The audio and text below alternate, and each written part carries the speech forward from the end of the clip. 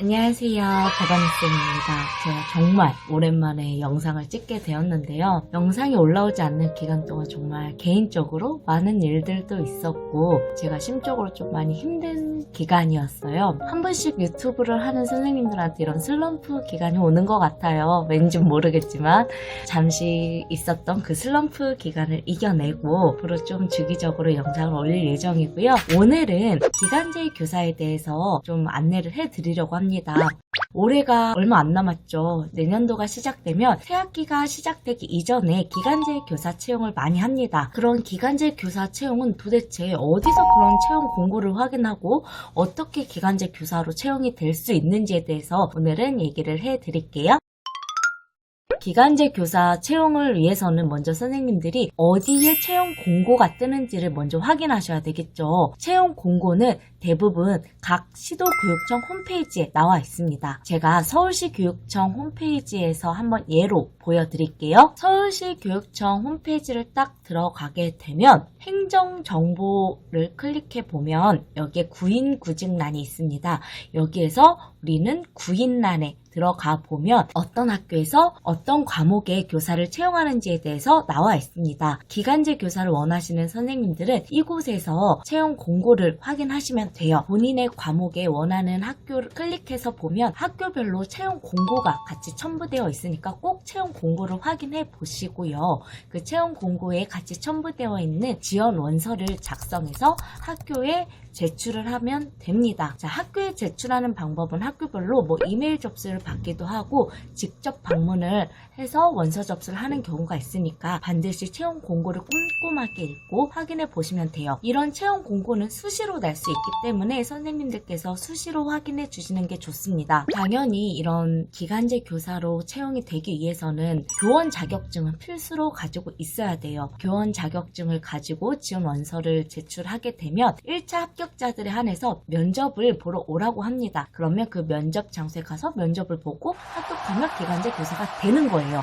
말만 들으면 너무 쉽죠. 하지만 대부분의 선생님들께서 경력이 없으면 서류 광탈되는 경우가 너무 많습니다. 저 같은 경우에도 처음 기간제 교사 자리를 구할 때 정말 많은 원서를 넣었던 것 같아요. 근데 많은 원서를 넣었음에도 불구하고 연락 온 곳은 딱 두 군데였습니다. 보건이나 영양 학교에 한 명밖에 없는 선생님들 같은 경우는 기간제 교사 채용되기가 솔직히 쉽지가 않아요. 기간제 교사라 하면 원래 있던 정교사 자리에 정교사 선생님이 다양한 이유로 휴직을 신청하게 되면 비어있는 자리에 일정 기간 동안 채용을 하는 교사예요. 그런데 일정 기간 동안 채용을 하다 보니 정말 아무것도 모르는 신규 교사를 뽑고 싶진 않겠죠. 그래서 경력이 없으면 솔직히 기간제 교사로 채용되기가 힘듭니다. 저 같은 경우에도 6개월 기간제 교사 자리에 지원을 했기 때문에 짱짱한 경력을 가지고 있었던 선생님들을 제치고 제가 합격을 할 수 있었던 것 같거든요. 그러니까 선생님들께서는 이제 학교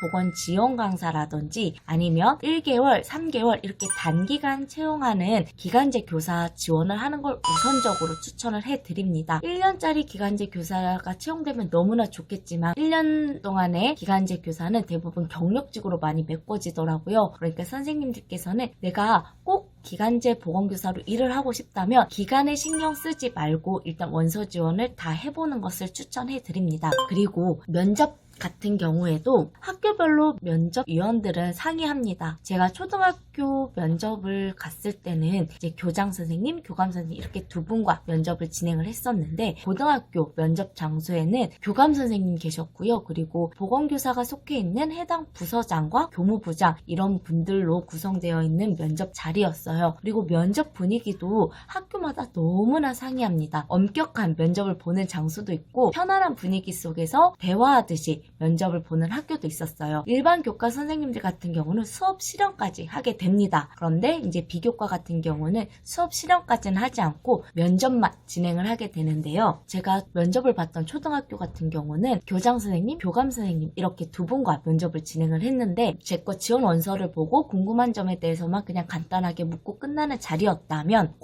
고등학교 면접은 좀 달랐어요. 진짜 임용고시 면접과 흡사한 분위기였고 임용고시 면접 보다는 훨씬 더 긴 시간을 면접을 봤습니다. 그때 정말 기억났던 질문은 첫 번째로 뇌전증 학생이 정말 발작을 하는 경우에 어떻게 응급처치를 할 건지에 대한 질문이 있었고요. 두 번째로는 창의적으로 일 처리를 한 경험? 을 물어봤었고, 세 번째는 제가 간호사 경력이 있다 보니까 병원의 업무 분위기와 학교의 업무 분위기는 너무나 다른데 내가 어떻게 적응해서 간호사의 전문적인 마인드와 교사의 마인드를 어떻게 융합시켜서 업무를 처리해 나갈 것인가, 이렇게 어려운 질문까지 했었어요. 정말 장시간 면접을 봤는데 생각지도 않았던 질문들이 나와서 정말 어버버 말도 안 되는 말들을 늘어놓고 나왔던 기억이 있습니다.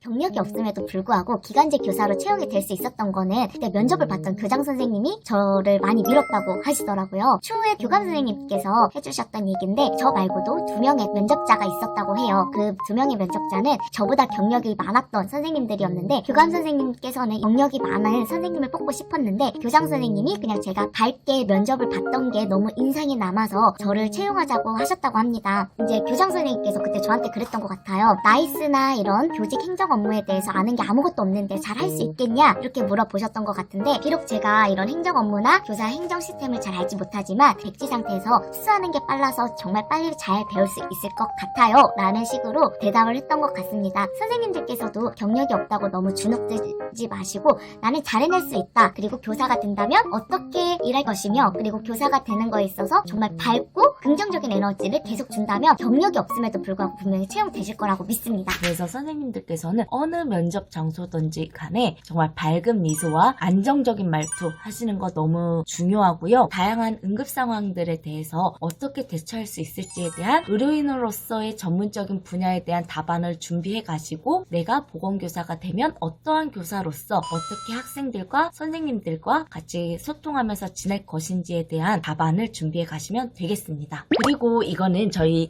퇴직하신 교감 선생님께서 알려주신 이렇게 하면 서류 광탈이다 라고 말씀해 주신 게 있어요. 첫 번째는 이거는 선생님들께서 정말 흔하게 하는 실수라고 합니다. 바로 지원서에 학교명을 틀리는 경우가 굉장히 많다고 해요. 공고를 보고 여러 학교에 지원을 하게 되겠죠. 그러면서 선생님들이 자기가 쓴 자기소개서를 많은 학교 지원서에 복붙을 하게 됩니다. 그런데 이때 꼭 학교명을 잘 고치셔야 돼요. 나는 A학교 지원원서를 다 쓰고 A학교 지원원서의 내용을 B학교에 그대로 붙여놓는 과정에서 B학교 자기소개서에 A학교 이름이 써져 있는 경우가 정말 많다고 해요. 그러면 이거는 기본이 안 돼 있다 해서 서류 강탈시키는 경우가 많다고 합니다. 그리고 두 번째는 집과 학교의 거리를 좀 본다고 합니다. 저 같은 경우는 보건교사를 뽑는 경우가 정말 없어서 영등포구에 살았을 때 서초구, 강남구, 내가 지하철로 한 번에 갈 수 있는 곳은 어디든 원서 접수를 했거든요. 그런데 그런 곳은 다 광탈이었어요. 그쪽에서도 출퇴근이 원활한 교사를 많이 뽑는 것 같더라고요. 그래서 선생님들께서도 웬만하면 자기가 정말 갈 수 있는 출퇴근이 가능한 그런 곳으로 지원을 하시는 게 좋을 것 같고요. 세 번째는 서류는 다행히 합격을 했는데 이제 서류 합격한 곳에서 이제 면접을 몇 월 며칠 날 보러 오세요 라고 하는데 A학교, B학교 면접일이 겹치는 경우가 있어요. 그러면 본인이 선택을 하겠죠.